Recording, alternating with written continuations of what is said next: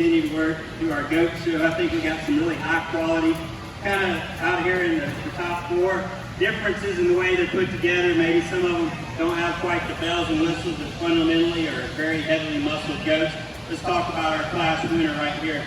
I think I like the way this one's propped up at his shoulder just a little bit more. I think you could call this one a little bit stouter in the way that it's built. I think you could call it a little more attractive in the way that its maturity pattern runs for me today. You get your hands on him, he's just a tick wider at his blades. He's definitely more expansive whenever you get past that last rib.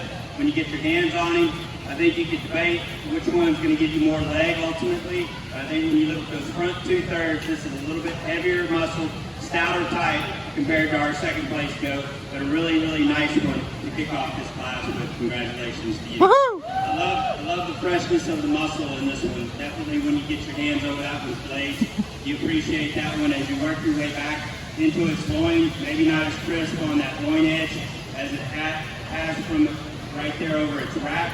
You can see that that's a big-footed one, a big-chested one, tons of rib shape.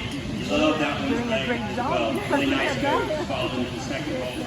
Nice pair right there in this particular class. You got two right here in 3 and 4 that I think you can give and take just a little bit. This young man's got one that we're going to call him the meat and potatoes type because he's not flashy. In the way that he's built, he's not the biggest footed one, he's not the stoutest featured one, maybe he's not the most attractive in the way that he elevates there in his front 1/3 as he lays into that shoulder, but man, when you get your hands on him, he's so impressive to the touch.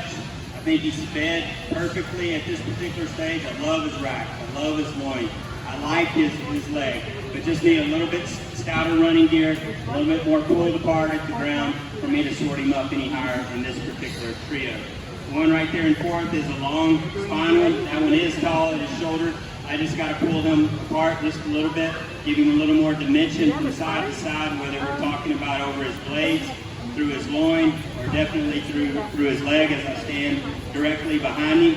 But I love this goat's density to his muscle. I just need a little bit more dimension to that one to move him up in this trio. Nice right here 1 through 4 as we continue to work our way down.